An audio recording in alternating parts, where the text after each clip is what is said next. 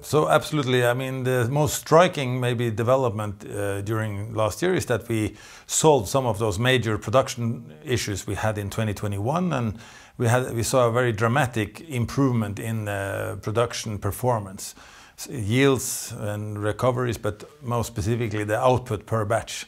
In fact, we 10 doubled from 30-40 kilo up to almost 300 kilo. At the same time, we had a major improvement of gross margin. So the gross profit and gross margins improved to a level which gives us sufficient profitability. We had the first couple of quarters with positive EBITDA, and we can go in and with a much more confidence into 2023 and building more, more sales contracts with new customers and building our customer portfolio. So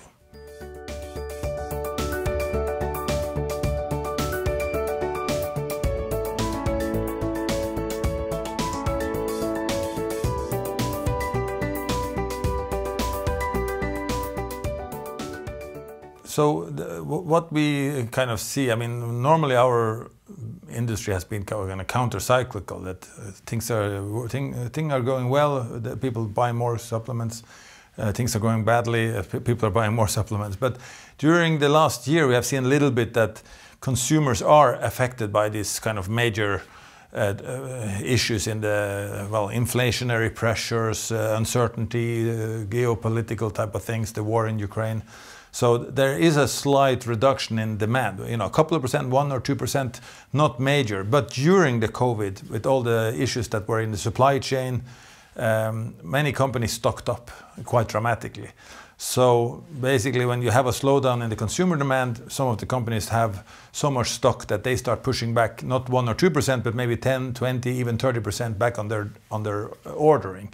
And that's getting pushed backwards in the supply chain, and we are at the end of that. So, of course, we see that the brand owners, they're buying less. They want to burn through stock. So it's a temporary thing, but that's what we see. And also the retailers, same, Amazon, Walmart, Target, big retailers have also are reducing their stock levels. So it impacts us in the short run. In the long term, I think the thing will rebound, also with the consumer.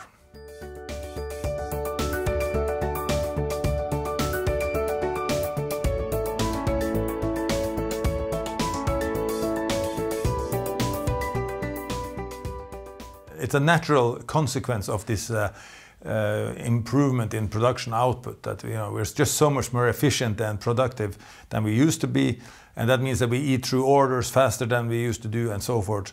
So a natural consequence is that we can now actually serve the order base with less production effort. We have negotiated now, so we have the ability to run temporary layoffs up till 90 days. So in our company, we have about 150,000 per month in payroll. About 2/3 of that is production, and we expect we can save roughly 50,000 per month, 50,000 euro per month, using layoffs. So, but we're still producing. It just means that we are using less labor in doing undertaking these productions. So that's roughly. It's not a major saving, but it's of course part of a larger picture of driving the company to profits.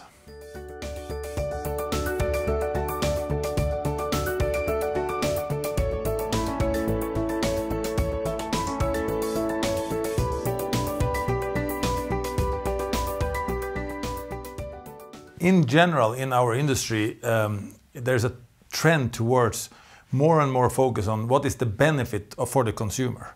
And the scientific substantiation of those benefits. So raw materials or what is the origin of things is important, sustainability and traceability is important, but you really need to be able to compete on what is the product doing to the consumer. So we call it indication. What indication does the product have?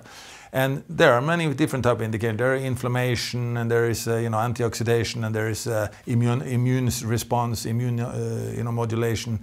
And so we need to find out where can we really make a difference in the world. And we find the area of cellular recycling extremely interesting, simply because it's the root cause of very many, health problems. There's pathological developments in the eye, in the brain, and the other places in the body. So for us, it is all about focusing our strategic direction towards somewhere where we can develop proprietary kind of products that we can have clinical documentation that proves an effect, which has major effect on solving health problems that people have.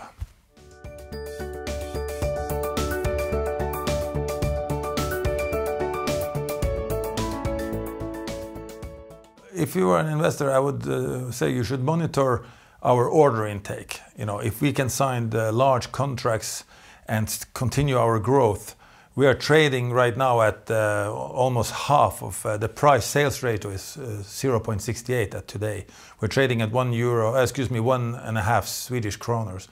The market capitalization is less than 50 million Swedish kroners. So obviously, if we can continue our growth, if we can maintain a gross profit at 50% or higher, and maybe a little bit down the road, if we are successfully implementing or penetrating markets with new proprietary products that might have even higher margin, I think those are important kind of events and inflection points that could drive the value of the company. And that would be, I would say, worthwhile for investors to look at.